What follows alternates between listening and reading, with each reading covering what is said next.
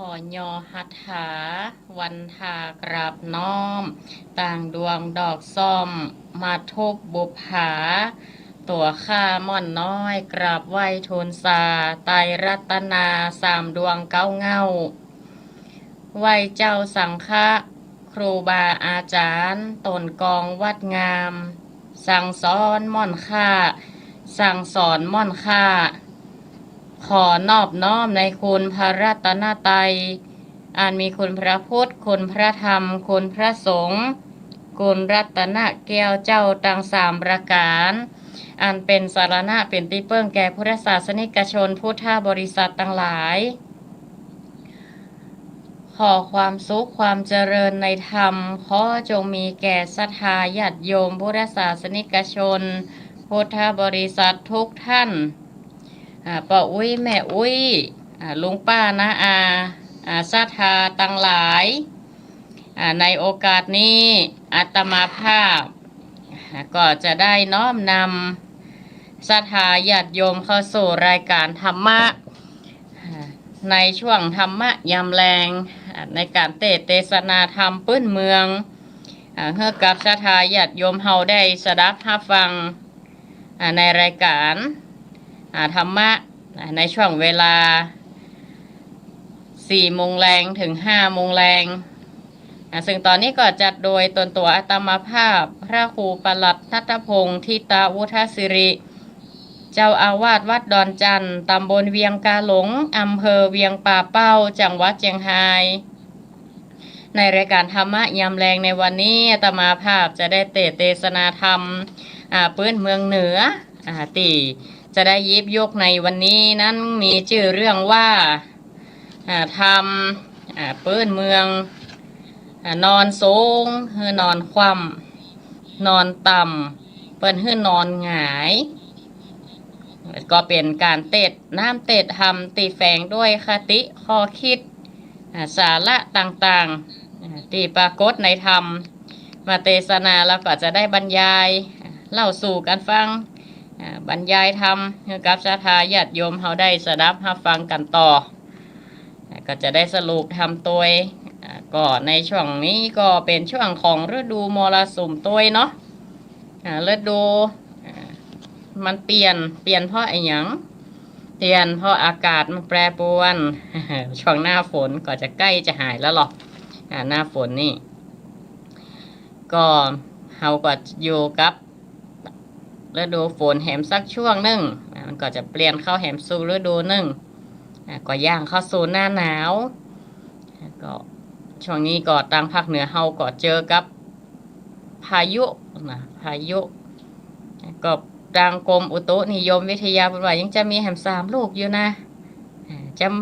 มันเกิดทางพวกทะเลต่างประเทศเปิ้นว่าแล้วมันจะมายุดอยู่ที่ประเทศไทยเฮาก็คือห่างมันมาสิ้นสุดอยู่ที่ประเทศเฮาก็ทำให้ฝนตกฝนฟ้าอากาศมันเย็นลงบางที่ก็ฝนตกนักมีพายุพ่องแต่ว่ามันก็ทำให้เกิดความชุ่มชื้นลมเย็นอยู่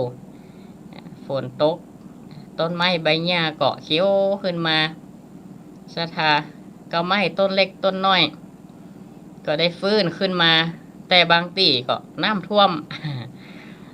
น้ำจากทางเหนือเขาลงไปสมทบไปไอ้หยังก็เกิดเป็นน้ำท่วมน้ำหลากแต่ว่ายังดีที่ภาคเหนือของเฮามันอยู่สูงน้อยบ่ค่อยได้ประสบปัญหาไอ้หยังนักหนาปาป้านเท่าใดก็ในตอนโอกาสนี้ก็ตมาภาพก็จะได้น้ำธรรมต่อละเนาะเพื่อให้ศรัทธาญาติโยมเฮาได้สดับรับฟังในรายการธรรมะยามแรงวันนี้ก็จัดอยู่ที่วัดดอนจันทร์ตำบลเวียงกาหลงอำเภอเวียงป่าเป้าจังหวัดเชียงรายฝนตกมาอากาศก็ดีอากาศก็เย็นเนื้อเย็นใจก็สบายดีพร้อมเป็นเวลาที่ศรัทธาป้าอุ้ยแม่อุ้ยลุงป้านะศรัทธาเฮาให้มาพร้อมกันนั่งฟังธรรมในโอกาสนี้ในช่วงของเทศกาลเข้าพรรษาระยะเวลา3 เดือนนี้แหม2 ศีลศรัทธา แหมซองซีนนี่ก็จะออกภาษาละมันไวแต่วันเดือนปีบะเดียวมันรวดเร็วชีวิตของคนเฮาก็เหมือนกันมันเปลี่ยนไปกู้วันกู้เวลาเดี๋ยวก็ข้ามปีหนึ่งอายุก็เพิ่มมาแฮมปีหนึ่งปีต่อปีสังขารก็ไปเราก็ดำเนินชีวิตกันต่อไปก็ด้วยรักเอาน้ำทำคำสอนในการอยู่ร่วมกันให้มันมีความสุขก็เริ่มจากไหนก็เริ่มตั้งแต่เราอยู่ร่วมกันตั้งแต่2 คนขึ้นไปก็ถือว่าเป็นสังคมแล้วนะสังคมกันอยู่ร่วมกันเราก็เริ่มตั้งแต่การอยู่ในครอบครัวมีพ่อแม่ลูกลุงป้าน้าอาปู่ย่าตายายครอบครัวนี้ถือว่าเป็นหน่วยที่เล็กที่สุดในสังคมและก็เป็น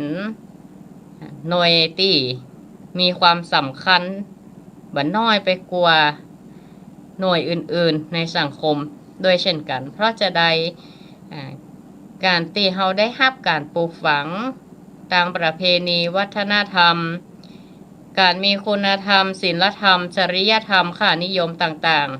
ๆส่วนหนึ่งนั่นก็ล้วนมาจากการได้รับการถ่ายทอดการปลูกฝังในครอบครัวโดยเรื่องของการนำหลักธรรมะไปดำเนินเอาไปปฏิบัติในชีวิตประจำวันมีความเชื่อเลื่อมใสศรัทธาในทางพระพุทธศาสนามีความเชื่อในน้ำธรรมคำสอนปฏิบัติตนเป็นคนดีมีศีลอย่างน้อยก็มีพื้นฐานศีล 5นำไปปฏิบัติรักษา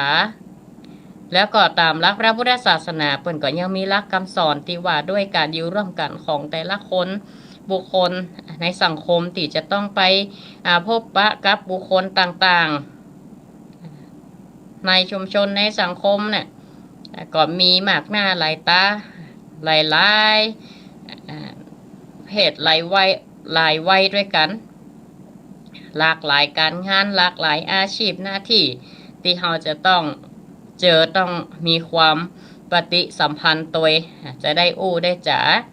ดังพระพุทธวงศ์พระสัมมาสัมพุทธเจ้าเฮานี่ได้วางกรอบได้ให้หลักในการปฏิบัติตนตามหลักของการปฏิบัติตนต่อผู้อื่นในเรื่องของทิศ6ความสัมพันธ์6ประการที่เราพึงมีต่อบุคคลอื่นสามารถนำมาเป็นแนวทางในการปฏิบัติตนบางครั้งบางทีนี่เราไปอยู่หลายๆสังคมพบปะกับหลากหลายอาชีพหลายหน่วยงานเนาะบางเดือเราก็เข้าคนบ่ค่อยถูกบ่ค่อยทองอย่างเจ้าใดเพราะอย่างเพราะเราบ่ฮู้หลักในการเข้าหาซึ่งกันและกันด้านของการปฏิสัมพันธ์โดยย่อวันนี้อาตมาภาพตีได้พูดถึงเกินเรื่องของที่ทุกข์ก็เพราะว่ามันมีความสัมพันธ์กับหลักธรรมเทศนาในเรื่องของนอนสูงเพื่อนอนคว่ำนอนต่ำเพื่อนอนหงายนอนสูงเพื่อนอนคว่ำนี่มันก็เป็นธรรมที่มีความเกี่ยวข้องกันในหลักที่ทุกข์ทักที่ทุกข์นี่ก็คือการปฏิบัติตนต่อบุคคลต่างๆในเรื่องของการปฏิบัติต่อบุคคลต่างๆบุคคลแต่ละประเภทที่อยู่รอบตัวเฮาเพราะเป็นส่วนหนึ่งในสังคมในเรื่องที่6เป็นธรรมเทศนาในพระไตรปิฎกที่ปรากฏอยู่ในพระสูตรจึงชื่อว่าสิงคาลกสูตรซึ่งพระพุทธเจ้าได้กล่าวถึงวิธีปฏิบัติตนต่อผู้อื่นทั้งทางโลกและทางธรรมโดยให้ความสำคัญกับบุคคลต่างๆนานาที่เฮาพบปะเสมือนกับบุคคลที่อยู่รอบตัวเฮาบอกว่าการปฏิบัติตนในเรื่องของบุคคลเช่นทิศเบื้องบนก็เป็นเกี่ยวกับเรื่องของสมณะชีพราหมณ์นักปราชญ์ต่างๆคำว่าทำตีเรื่องว่านอนต่ำเพื่อนอนหงายนี่นอนต่ำไม่ได้แปลว่านอนอยู่ทางปืนใต้บ้านใต้ถุนบ้านใต้ปืนหี่หอปืนเฮือนใช่แต่คนที่เริ่มต้นนั่นก็คือการเริ่มต้นด้วยการงานทั้งหลายก็จะต้องเริ่มจากงานเล็กๆน้อยๆเนาะอันเป็นหน้าที่เนี่ย ตีรับผิดชอบเฉพาะตนไข่ตีอยู่ตรงนี้ก็จะต้องนอนหงายหมายถึงว่าเพราะการนอนหงายนั่นศรัทธาป้าอุ้ยแม่อุ้ยญาติโยมทั้งหลายถ้าเมื่อเฮาหมายตาไปอยู่ที่สูงได้นั่นหมายถึงว่าคนเฮาควรมองไปทางข้างหน้าว่าจะก้าวเดินไปสู่เป้าหมายอะไรอย่างซึ่งสูงกว่าปัจจุบันหมายถึงการมองให้รู้การดูให้หันเช่นถ้าต้องการจะก้าวไปจะไปประกอบอาชีพต่างๆบอกว่าค้าขายอาชีพเกษตรการเป็นข้าราชการแม้แต่การเป็นพ่อค้าแม่ขายก็จะต้องมีการวางแผนในการค้าการขายตัวที่จะต้องมีสัมพันธภาพที่ดีกับลูกค้าสัมพันธภาพต่อหน่วยงานต่อผู้คนมากหน้าหลายตาต่างป่อต่างแม่ก็จะสามารถจูงใจเพื่อนร่วมงานได้ก็ต้องรู้จักในการวางตัวโดยมีปฏิสัมพันธ์ทางโลกและทางธรรมโดยมีกิริยาวาจากายวาจาใจมีความเอื้อเฟื้อเผื่อแผ่และก็รู้จักคุณสมบัติของการเป็นผู้นำคุณสมบัติของการประกอบอาชีพนั้นๆให้ไปแล้วก็ให้เอื้อต่ออาชีพแล้วก็ต้องรู้ตัวว่าบุคคลที่อยู่รอบตัวเฮานี้แหละว่ามีความสามารถด้านใดก็ใจงานหรือว่าวางงานนั้นให้ถูกกับความสามารถของแต่ละบุคคลอย่างหัวหน้าก็ต้องบริหารงานคนมองไปตั้งหน้าเรียนรู้ว่าหากตนเองจะเข้าไปสู่จุดนั้นจะต้องทำจะใดแบบใจว่ามีชีวิตไปวันๆหนึ่งด้วยหูเนื้อหูตัวก็อย่างเปิ้นว่าก็บ่มีอย่างที่จะเกิดขึ้นเลยก็เกิดประโยชน์ทีนี้คำว่านอนสูงคือนอนคว่ำหมายถึงผู้ที่มีตำแหน่งสูงเป็นหัวหน้าครอบครัวก็ต้องขย้ำพอบุคคลที่ในโอวาทในสังกัดหรือว่าในองค์กรได้รับความเท่าเทียมความเสมอภาคพื้นฐานชีวิตของเขามีใจเอื้อเฟื้อเผื่อแผ่มีมุทิตาจิตหรือว่าการให้กำลังใจกันเนาะหลีกเลี่ยงการปะทะหลีกเลี่ยงการใจอารมณ์อันนี้คนเฮานี่ชอบกำเป้าหรอ นี่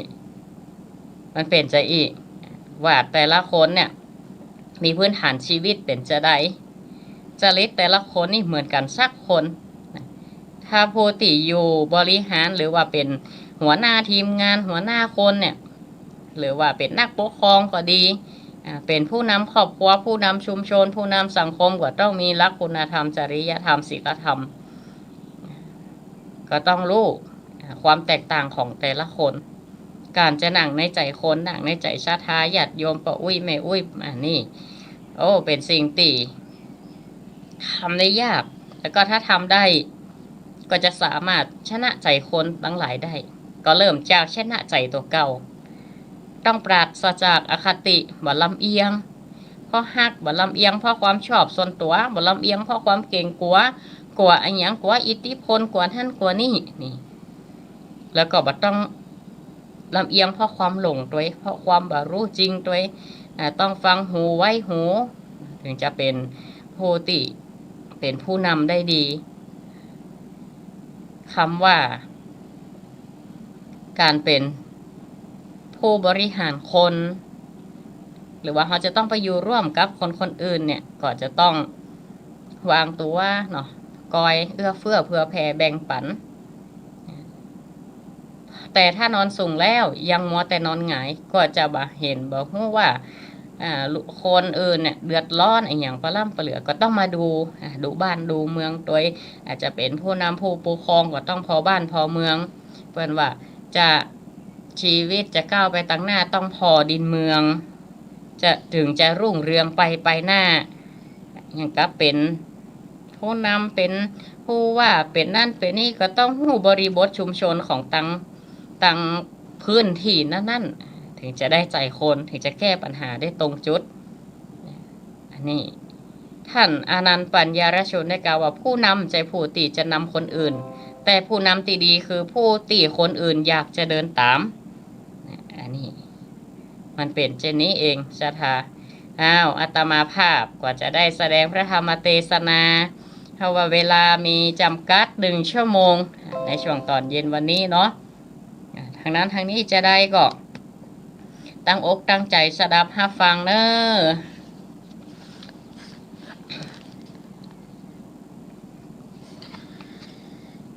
นะโมตัสสะภะคะวะโตอะระหะโตสัมมาสัมพุทธัสสะ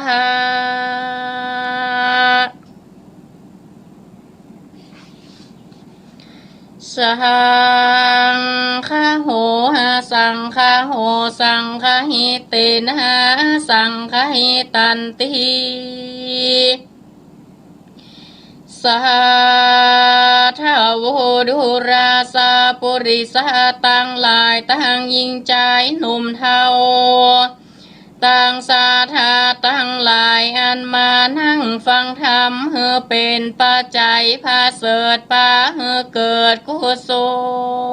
ลบัดนี้นาตั้นตั้งหลายจากใดฟังธรรมมาเทศนาพื้นเมืองเหนือเรื่องนอนสูงเฮือนอนความ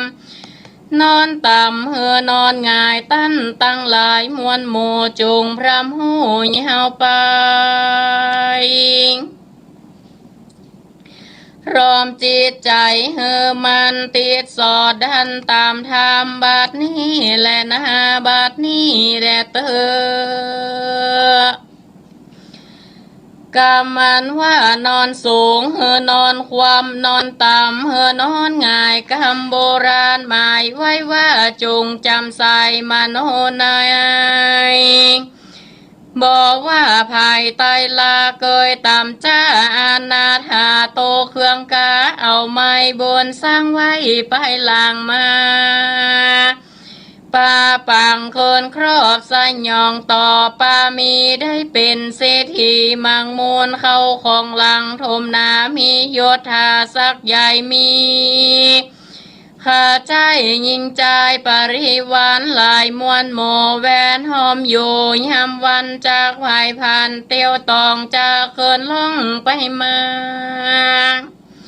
บ่เครื่องกาลำบากบ่ตกยาเครื่องขี่ผาตนามีใครได้หรือมักไฟอันใดยอมสมใจกูเชื่อดังไฟเอื้อชูพระการได้สุขเจยบานคำเจ้าย้อนบุญเก่าได้สร้างไว้ในแต่ไทยเดิมทีกวนเปิงดีขวัดหูกวนเกิดถึงหมู่คนในอาณาใส่ห่มเก้าว่าเขาไม่เอาเครื่องกาเรือหานาทากันอยากตกลำบากมองผ่านเรือเจยบานจูพูข้ามเจ้าอยู่สวัสดีบอกเครื่องขี่มนเศร้าโพเป็นเก้าโปสลายกวนแลไปสันพอเฮือแจ้งต่อตาตนกันเขาเรโรนไม่มาดเขาน้ำขาดแรงง่ายตุกเรือลายปันปอโทมนากอเครื่องขี่ควันจักดีจวยกำเฮือหลวงล้ำตั้งผ่านเรือมีพอหานถอยไร่เปิ่นจิตโตใส่ยังตนได้ทารนไม่เอาโตคำเจ้าขี่มอง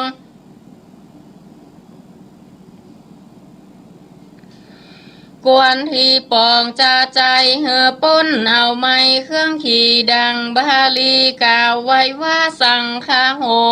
สังฆโหสังฆาหิเตนะ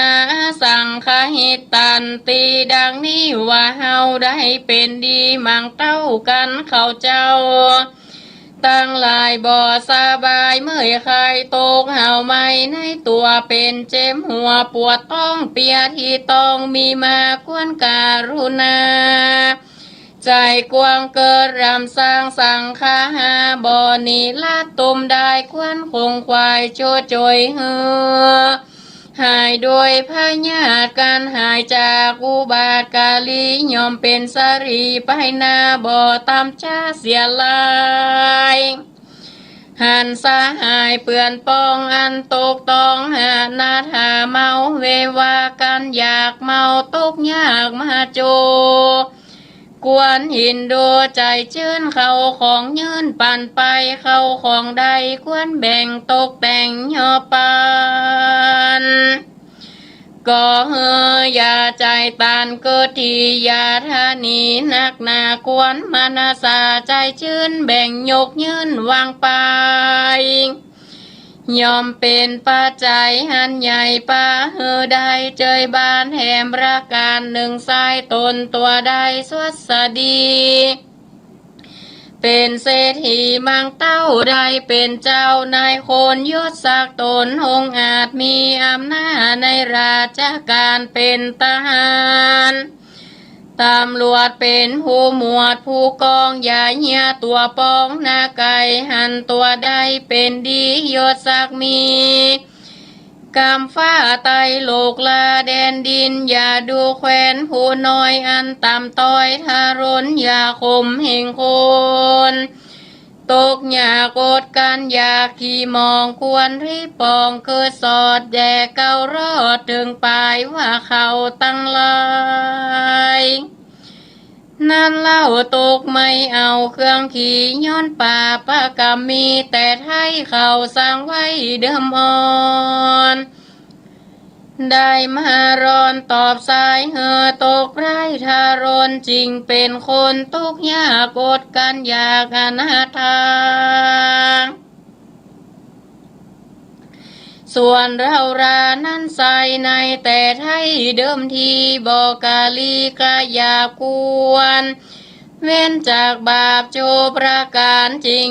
ตานเข้าน้ำวัดโทพรำปัจจัยศีลดวงใส58ได้กดแขวนหักษาภาวนาบ่ขาดบ่ประมาณยามใดเกิดมาจะได้ในจัดนี้บุญจริงจี้มาปานใดเจยบ้านคำเจ้าบ่โศเศร้าเครื่องกาเหตุนั้นนาตัวเฮานี่ควรจากตีก่อสร้างบุญกว้างยาวไปเกิดขันนิ่งใจในดังนี้โบราณจีน้ำจงว่านอนทรงนอนความหอตีตามลงไปและนาแถมราการหนึ่งใส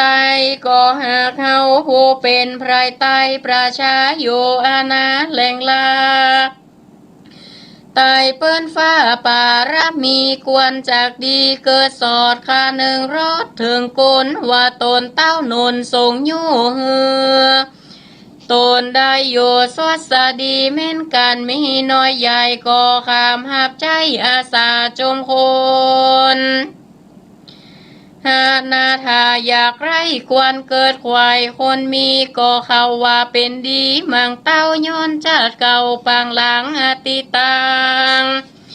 แต่ไทยสร้างบุญไว้มากหลายบุญนั้นภายเติมกำหลวงล่ำไม่มันใดเจยบานเจินจ้อยบ่อตามก้อยเครื่องกาเหตุนั้นนาเฮานี้ควรจากตีเว้นจากบาปกรรมหากมัวดำมีศีลธรรมจะใจเจอว่าไตตั้งดีย่อมเป็นสรีพาเสดป่าเกิดเจยบาน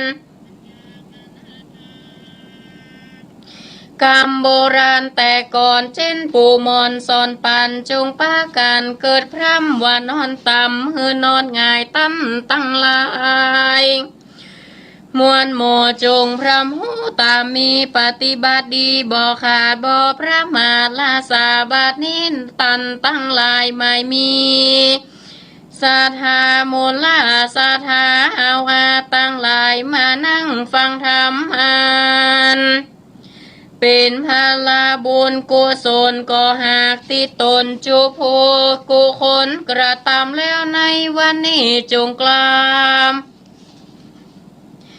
มาต้อนสะต้อนคืนมาปกป้องรักษาอย่างมูลาศรัทธาโจโพโจคน เฮยอยู่ดีมีโศกปนจากตกในวัฏสงสารมีตานาสารสมบัติมังมู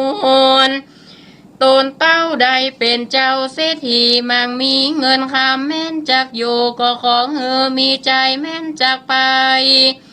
ก็ขอเฮอมีโจกลาภาแป้คาเสกสัตตาโรหมู่มานภาษาจากโลกาพญาตังมวนแม่นจักผาตานาใครได้เรือมักไฟอันใดอันบนนี้ไกลจากทำขอสมกรรมกูเชื่อดังไฟเอื้อจูประการจูภูโจคนอย่าโจใหญ่น้อยใจยิงนั่นจงจากมีเตียงเต้ดีลีเดเตอนิทิตังกิญาสังวันนาวิเศษจาห้องเหตุนอนสูงเฮือนอนความนอนต่ำเฮือนอนง่ายก็บังโคมส้มเร่เสร็จแล้วเต้านี้ก่อนแลสำหรับพระธรรมเทศนานอนสูงเฮือนอนความนอนต่ำเฮือนอนง่ายก็จบไปตามหลักธรรมคำว่านอนสูงเพื่อนอนคว่ำนอนต่ำเพื่อนอนหงายเป็นความสัมพันธ์ระหว่างผู้ที่เป็นผู้ปกครองหรือว่าเป็นพ่อเป็นแม่เป็นปู่ป้าน้าลุงตั้งแต่สถาบันเล็กๆหน่วยงานเล็กๆหน่วยน้อยๆเริ่มตั้งแต่ครอบครัวการวางตัวให้เป็นแบบอย่างแก่คนตั้งหลายการทำตัวให้เป็นตีฮักตีเปิ่งปลาอาศัยของคนตั้งหลายได้เป็นตีปรึกษาให้ลูกให้หลานเนาะถ้าเป็นผู้บริหารก็เป็นตีฮักของลูกน้องเป็นตีฮักของคนในตีทำงานมีความสัมพันธ์ผูกพันกันลูกน้องก็จะฮักจะมีความเคารพเลื่อมใสมีความเชื่อถือมีความตระหนักในการวางตัวถ้าแบบนี้นั้นทุกตีทุกสังคมก็จะมีความสุขโดยเฉพาะเริ่มจากการมีศีลห้าเนี่ยเป็นข้อ9มีศีลห้าทุกคนมีความเกี่ยวพันกันหมดในสังคมในชุมชนทุกระดับที่จะต้องพบเจอกับคนต่างๆนะเขาก็จะต้องมีความอัธยาศัยการปฏิสันทานการต้อนรับบอกว่าจะการต้อนรับด้วยวัตถุสิ่งของหรือการต้อนรับด้วยการปฏิบัติด้วยน้ำธรรมก็ได้ด้วยกิริยาวาจาอันอภัยเราะอ่อนหวานความปรารถนาดีต่อผู้อื่นการให้กำลังใจกันในตีทำงานหรือว่าทุกสาขาอาชีพนี่ก็และแหมยางก่อนอย่างในที่6มันก็จะมีความสัมพันธ์ระหว่างผู้เป็นพ่อเป็นแม่เป็นสามีภรรยากันจะต้องปฏิบัติดีต่อกันเนาะเป็นลูกระวังลูกกับพ่อแม่บิดามารดาควรปฏิบัติต่อกันจะได้เป็นครูบาอาจารย์ระวังที่ลูกศิษย์ควรให้ความเคารพครูบาอาจารย์ก็ถ่ายทอดศิลปะวิทยาอย่างเต็มที่บ่มีการปิดบังบ่มีอคติให้กับลูกศิษย์ลูกหาอันนี้ถ้าทุกคนหูบทบาทหน้าที่ของกันและการทำไปด้วยความเต็มใจทำไปด้วยความมีความรับผิดชอบก็จะทำให้โลกนี้มันน่าอยู่ศรัทธาญาติโยมเฮาในธรรมอยู่สูงเพื่อนอนคว่ำอยู่ต่ำเพื่อนอนหงายต่ำรักธรรมพระพุทธเจ้าเจอว่าเหตุทิมาทิตปีเนื้อความว่าเหตุทิมาทิตก็คือทิศเบื้องต่ำระหว่างเจ้านายหรือผู้บังคับบัญชาพึงบำรุงบ่าวหรือผู้ใต้บังคับบัญชาด้วยสถาน5อย่างสถานเพียงแต่ต่ออันก็คล้ายๆว่าเฮาเป็นผู้ปกครองระวังผู้ปกครองหรือว่าเป็นที่จะต้องมาดูแลคนต่างๆเนาะช่วยกันดูแลตั้งแต่ครอบครัวไปตั้งแต่ชุมชนไปเจ้าศรัทธาเจ้าบ้านเขาก็มีความสมัครสมานสามัคคีซึ่งกันและกันเปิ่นว่าก็มี5ประการด้วยกันก็คือ1ด้วยการจัดงานให้ตามกำลังเนาะการมอบหมายงานอย่างต่างๆที่เฮามอบหมายเนี่ยก็ต้องรู้ความสามารถของคนตัวในภาษาอังกฤษเป็นห้องว่า put the right man on the right job ก็คือรู้จักใจคนให้ถูกกับงานคนใดมีความสามารถด้านใดอย่างครับบางทีเนี่ยเขาจะไปบังคับไปขำไปเขละเอ็กละออนลูกหลานเขาว่า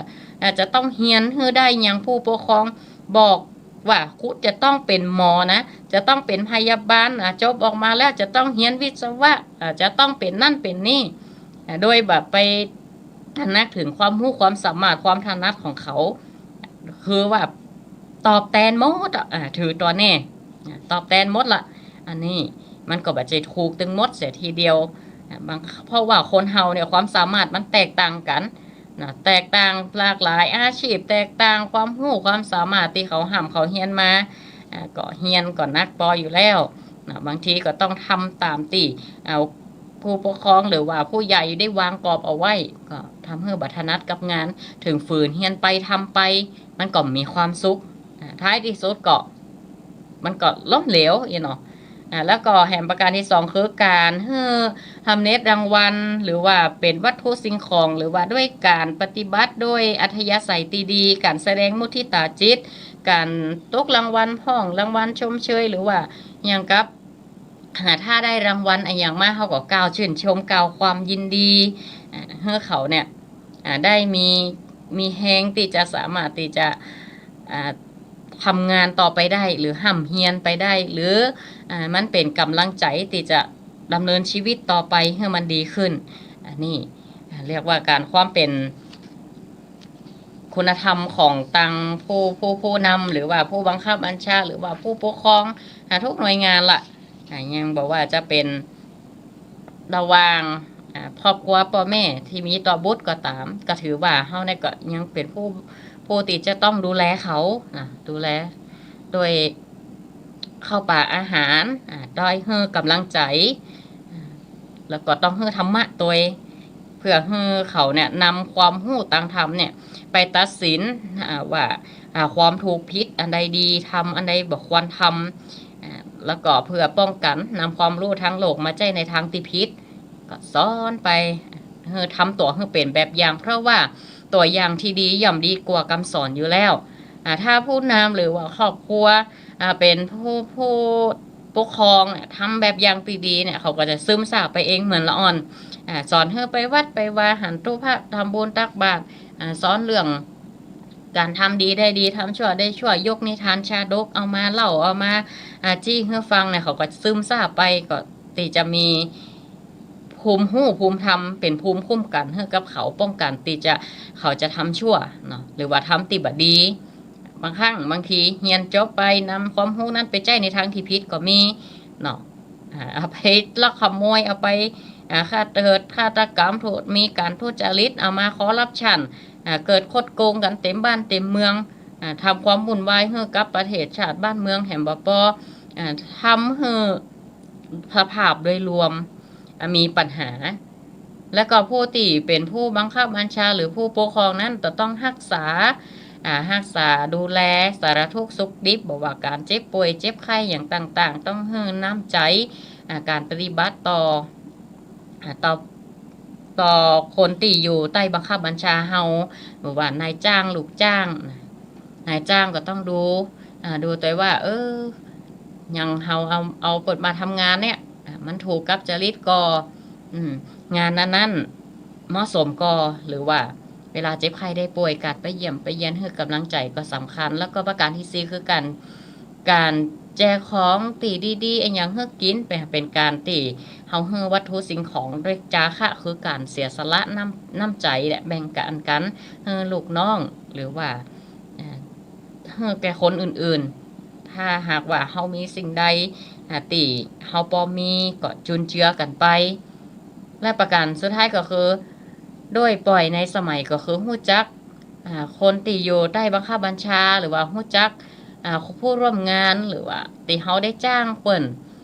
แม้แต่การเป็นผู้นำก็ต้องรู้จักผ่อนสั้นผ่อนยาวรู้จักการปล่อยวางพ่อง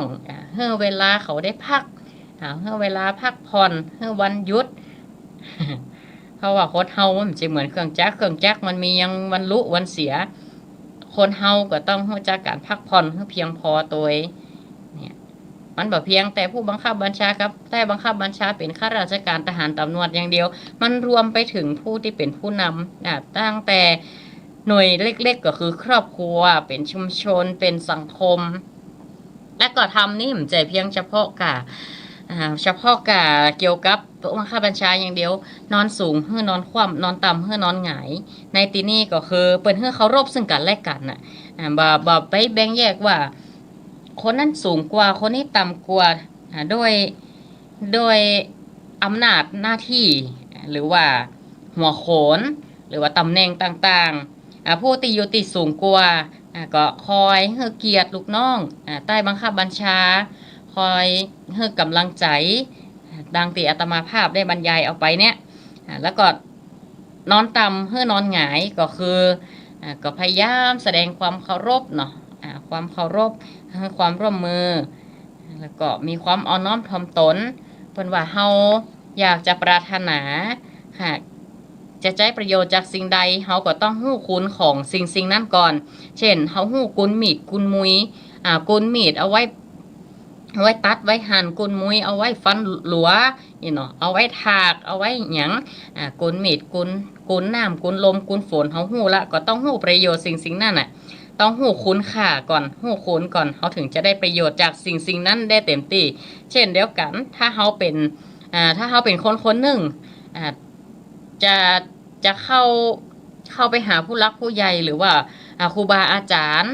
ที่เปิ่นมีภูมิรู้ภูมิธรรมที่สูงกว่าเฮาเนี่ยเฮาอยากจะได้ประโยชน์อีหยังอยากจะได้ความรู้อยากจะได้อาชีพ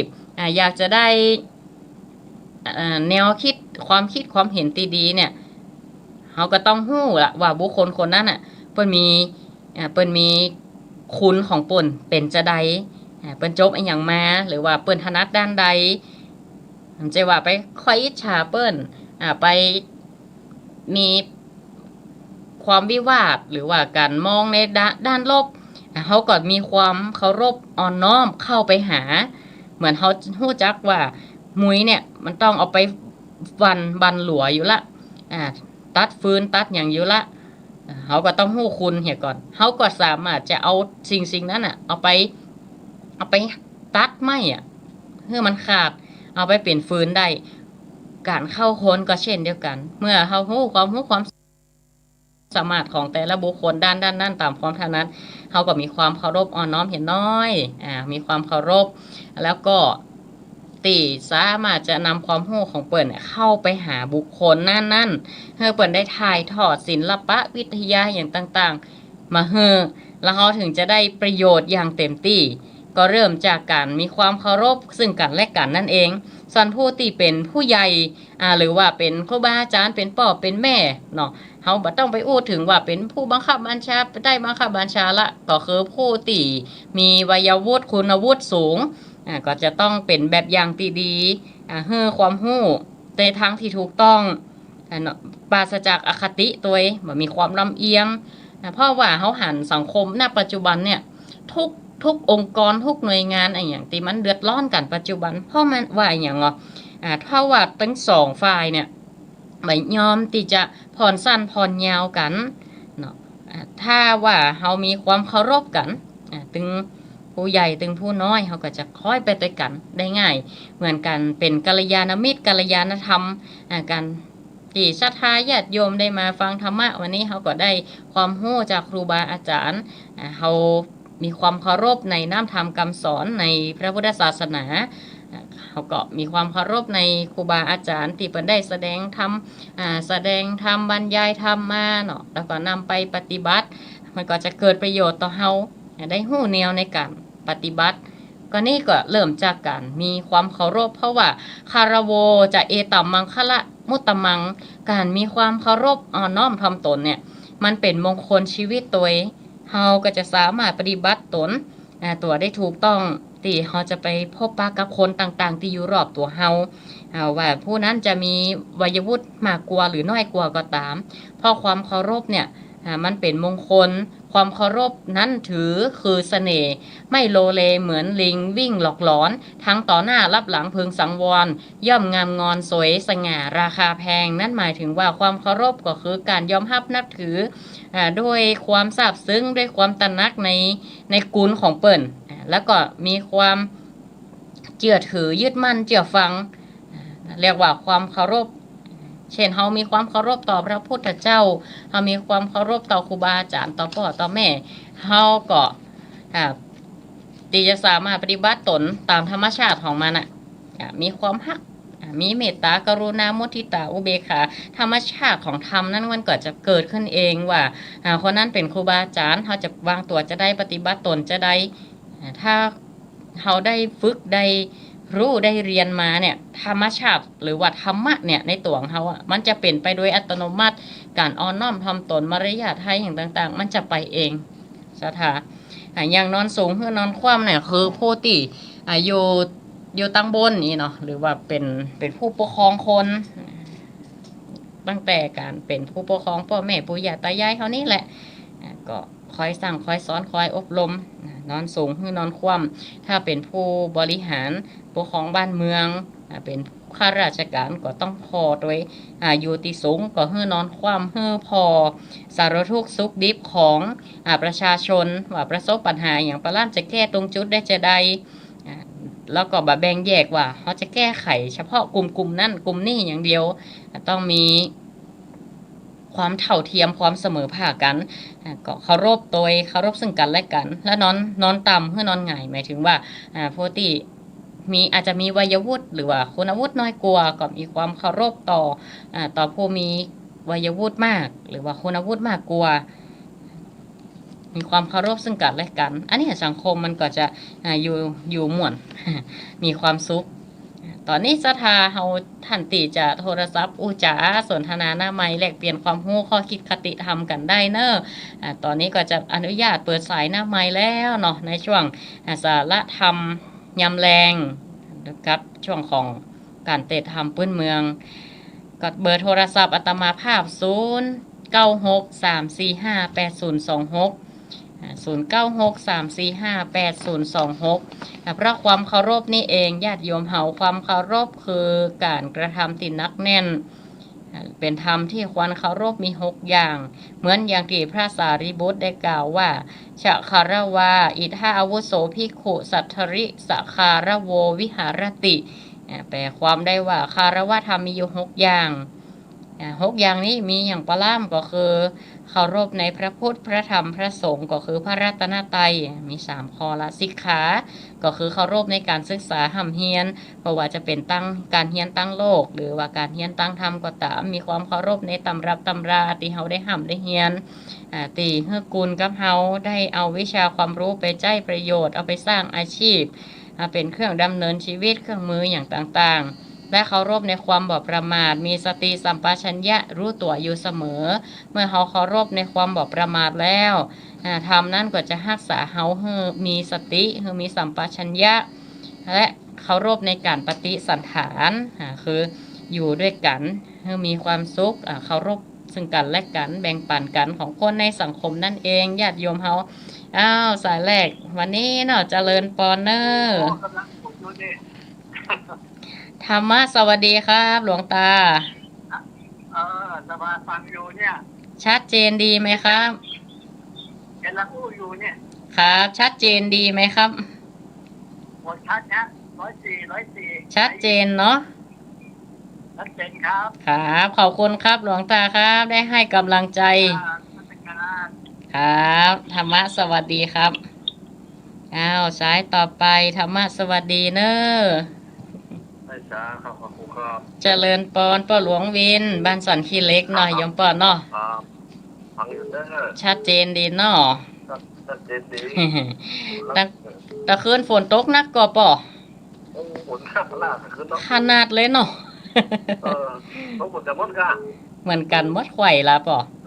มันไม่ใช่ไทยอยู่ครึ่งอยู่ตกอยู่นะวันนี้นะเอาได้พยากรณ์กรมอุตุนี่เปิ้นว่าแหม3ลูกจะจอเข้าอยู่นะ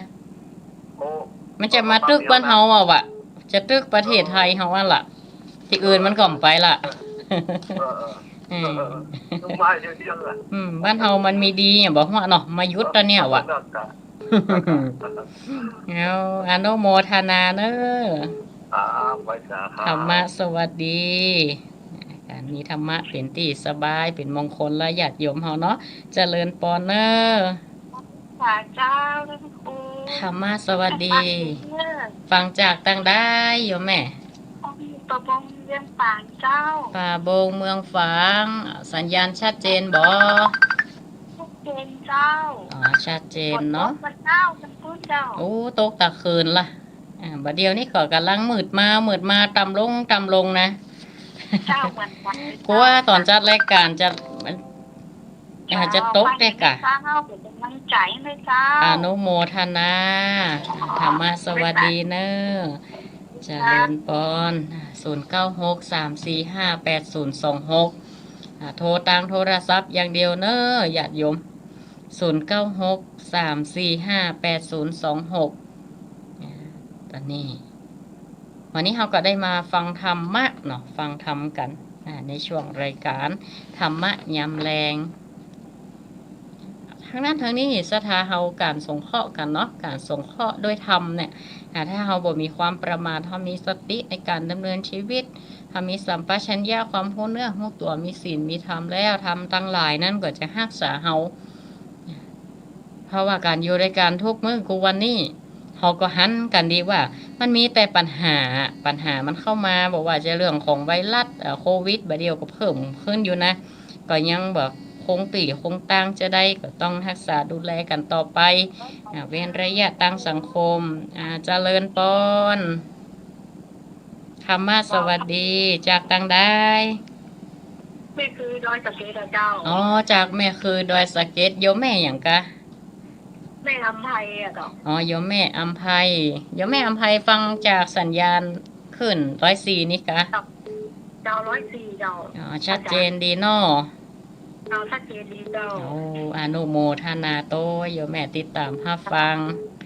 ถ้าฟังตลอดเลยเจ้า สาธุแต่แม่คือเนาะ เจ้า อืม เจ้า เจริญปอนเนอ เจ้าไว้สาเจ้า เจริญปอนเอา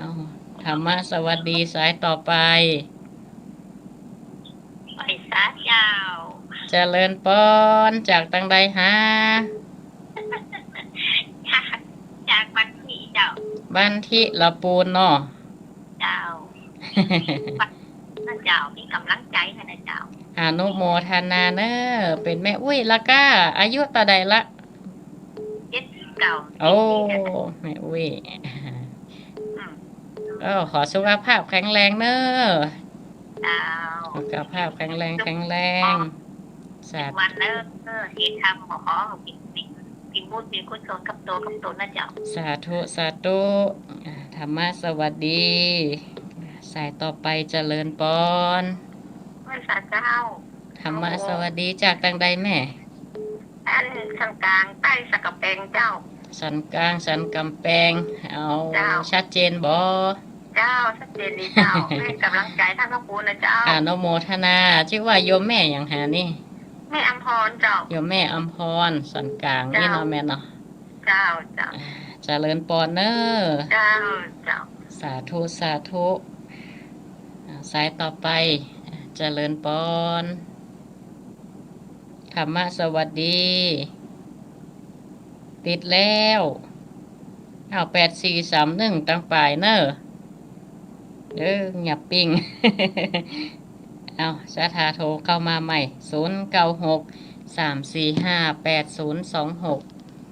0963458026ในภาวะที่เกิดการระบาดของไวรัสนี้ซ้ำหายสาธาเราก็ต้องอันใดสงเคราะห์กันได้ก็สงเคราะห์กันไปเนาะช่วยเหลือกันไปบางทีเขามารอหน่วยงานนั้นๆในนี่มันก็บ่ค่อยต้านการอย่างเท่าใดนักได้ยิบยื่นแบ่งปันกัน มันก็เป็นสิ่งที่ดีมันเป็นภาพลักษณ์ที่ดีอยู่แล้วเราทำมากันตลอดเนาะการแบ่งปันซึ่งกันและกันเจริญปอนธรรมะสวัสดี เจ้ากลับไว้สาเจ้า ธรรมะสวัสดีโยมแม่จากตังใดฮะเสียงคุ้น จำเสียงได้ก่อนนี่ แม่อุไรวันก็ว่าแม่จันฮะ ตั้งหลังนะแม่นแล้ว แม่จันจ้ะโยมแม่อุไรวันเพิ่นก็ฟังด้วยหรอทาง Facebook นะ เจ้าแม่ก็ฟังนะ ชัดเจนดีบ่แม่ ชัดเจนดี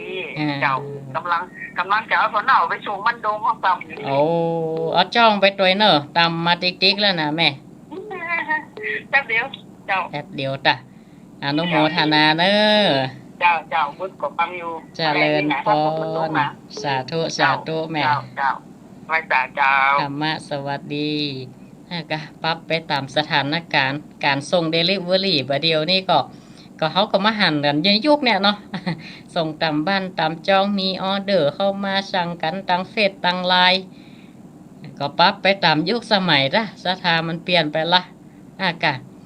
เวลามีปัญหาเขาก็ช่วยกันแก้เนี้ยเนาะป้องกันไปที่ได้ซุ่มเสียงเขาก็พยายามหลีกเลี่ยงเขาไปละหน่วยงานไหนเปิดต้องการความช่วยเหลือด้านใดเขาก็ส่งข้อไปตามแห่งตามกำลัง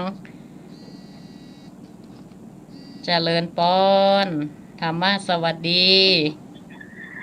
กับว่าจ่าเจ้าฟังอยู่เนอ เจริญปอนแม่จากตังใดหาเมืองฝางเจ้าเมืองฝางเนาะแม่สุขศรีเจ้าแต่คืนนี้ฝนตกแห้งก็มาละตาแม่ตาฝนนี่ยังแควนเนาะลมนี่บ่ใครต้าตาแม่ตาบ่แม่ปลูกสลัดไว้ตะคืนฝนตกใบลูกไม้แม่เจ้าใบเหลือแผ่นอ๋ออันนี้ก็ยังได้แหวนที่กำลังทำเพลงเนี่ยว่าจ่าเจ้าโหไปไหนอะเนาะ แกงง่อมเจริญปอนจากต่างได้ธรรมะสวัสดีบ้านที่น้อยโยมแม่ชื่อว่าใดฮะแม่อำพรอ๋อโยมแม่อำพรชัดเจนดีบอกแม่เจ้าชัดเจนบ้านที่ละปูนเนาะเจ้าบ้านกูบาลานเนี่ยบ้านตู้ข้าวสักข้าววิจารณ์อ๋อวัดท่านอาจารย์พระครูเนาะแล้วก็ชัดเจนดีเราติดตามตลอดก็โยมแม่โนโมทนาเตเนอร์วันหน้าวันตาเข้าโควิดไออย่างหายมาเอวเนอะอย่าตังเวียงป่าเป่าธรรมะสวัสดีอ๋อเคยไปแล้วเนาะเคยมาเอวหลายเตื้อแล้วก็แม่เจริญปอนอนุโมทนากับศรัทธาที่ติดตามรับฟังให้กำลังใจมากันมาโดยตลอดวันนี้อาตมาภาพก็เอาธรรมมาเทศนาสัปดาห์ต่อไปก็จะพอธรรมมาแหมเนาะเอาธรรมะมาเทศให้ศรัทธามันเป็นช่องของการเทศธรรมเมืองอย่างครับบางเตือก็ไม่เฮาแข่งขาบอกค่อยดีอย่างค่อยได้ไปวัดไปว่าเขาก็อาศัยรายการเนี้ยที่ครูบาอาจารย์เพิ่นได้เมตตาให้มาจัดรายการก็เทศให้ศรัทธาญาติโยมได้ยินได้ฟังนำธรรมคำสอนในช่วงเข้าวาษาก็จะเป็นบุญเป็นกุศลเป็นอานิสงส์ของการฟังธรรมวันนี้เรื่องศรัทธาเดี๋ยวสัปดาห์หน้าอาตมาภาพก็อาจจะเอาธรรมอานิสงส์ของการฟังธรรมมาเทศให้ศรัทธาญาติโยมในเพราะว่ามันใกล้ออกวาษาแล้วล่ะเนาะถ้าโครงการหรือว่าการจัดรายการนี่มันต่อเนื่องไปแหมก็อาจจะน้อมที่จะช่วยในการจัดรายการกับครูบาอาจารย์เปิ้นต่อถ้าว่ามีแหมมีต่อเนื่องอีนะถ้ามีโอกาสแล้วก็สัปดาห์หน้าอาตมาภาพก็จะเทศเรื่องอานิสงส์ของการฟังธรรมว่าญาติโยมที่เฮามานั่งฟังธรรมกันตลอดเนี่ยมันมีอานิสงส์จะได้ดังพุทธศาสนาสุภาษิตที่ว่าสุดสังและพเตปัญญังฟังได้ดีด้วยดีย่อมเกิดปัญญาการฟังอย่างใดด้วยดีในที่นี้ฟังอย่างใดปัญญาในหน้าที่นี้นี่เขาจะมีเรื่องของลักใดทำใดพ่องได้ที่สุดของธรรมตั้งหลายเนี่ยเปิดก็จะสรุปโดยเรื่องของปัญญาตลอดแรกๆนั้นอาจจะเป็นการดำเนินเรื่องของธรรมแต่ละภูกอย่างอานิสงส์เรื่องนั้นเรื่องนี้หรือว่าทำเรื่องชาดกอย่างต่างๆเปิดดำเนินเรื่องไปแล้วก็บุคคลใดเฮือตานรักษาศีลภาวนาก็จะได้เป็นนั่นเป็นนี่เนาะแต่ท้ายที่สุดก็เพื่อให้เกิดปัญญาปัญญาคือความรู้แจ้งเห็นจริงในธรรมทั้งหลายที่มันเกิดขึ้นอยู่มันเกิดขึ้นตั้งอยู่และดับไปของสิ่งทั้งหลายให้เราเจริญด้วยในเรื่องของสติสมาธิให้เราตั้งอยู่ในความไม่ประมาทถ้าเราบ่ประมาทตั้งแต่บ่ประมาทในเรื่องของความเคารพบ่ประมาทในการศึกษาเล่าเรียนในเรื่องของศีลขาบทต่างๆศีลขานี่แปลว่าการศึกษาทั้งศีลก็คือการปฏิบัติตน เพื่อถูกต้องสมาธิก็คือเรื่องของจิตของใจให้มันมีความตั้งมั่นบ่หวั่นไหวในโลกธรรมบ่มีความหวั่นไหวต่อโลภะโทสะโมหะหรือมีให้มันมาเบาบางบ่ให้มันเกินบ่ให้กิเลสมันครอบงำล้ำไปตีอยากจะแก้ไขได้แล้วเอาธรรมใดเข้ามาช่วยเอาธรรมใดเข้ามาปฏิบัติก็คือแรกๆก็คือมีสตินั่นแหละดีที่สุดสติศีลสมาธิเขาถึงจะตั้งมั่นจิตใจถึงจะตั้งมั่นจดจ่อในสิ่งนั้นเหมือนศรัทธาเขาได้มาฟังธรรมวันนี้น่ะศรัทธามีความเคารพเลื่อมใสศรัทธาเป็นข้อเก้าเชื่อใสในคุณเกี้ยวเจ้าทั้งสาม